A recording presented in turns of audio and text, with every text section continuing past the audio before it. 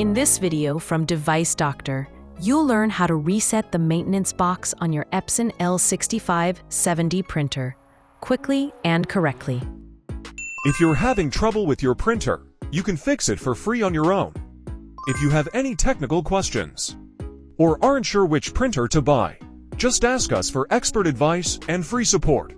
The Epson L6570 printer features an integrated maintenance box that collects residual ink during cleaning cycles. When full, it requires resetting to maintain optimal performance. Here on the screen, you can see the maintenance box code, C9345. This code is specific to this Epson L6570 printer and identifies the box for resetting or replacement. At this stage, after turning off the printer, you need to remove the maintenance box. Follow the step-by-step guidance shown in the video carefully, just like in our previous tutorials.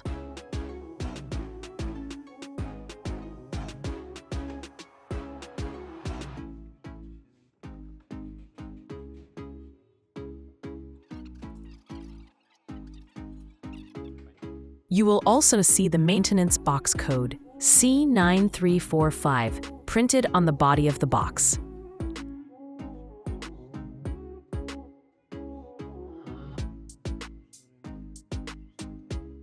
To reset the maintenance box, you will need a chip resetter that supports the specific box code.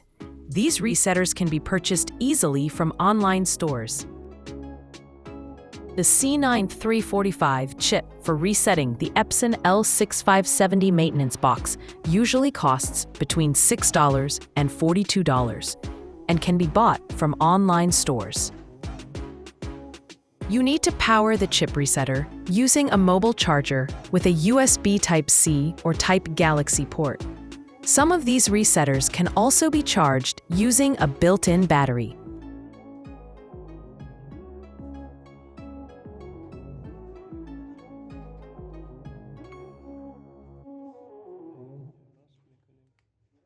After connecting the power port, the chip resetter turns on and is ready to reset the maintenance box.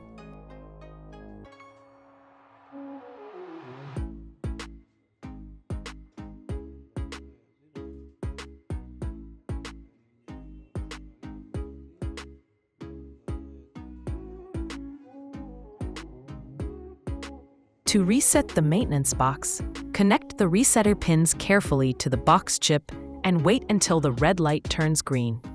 Make sure your resetter supports the box code C9345.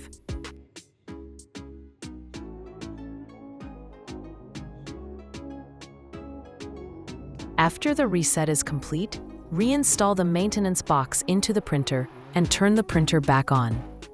If you followed this video step by step, you can now reset the maintenance box of your Epson L6570 easily and safely. This simple method saves you time and money, avoiding unnecessary replacements. If you found this video helpful, please like, subscribe, and share to support Device Doctor. You can also support us financially through Super Chat in the comments to help us make more professional tutorials. Thank you for watching, and stay tuned for more easy and practical printer repair guides.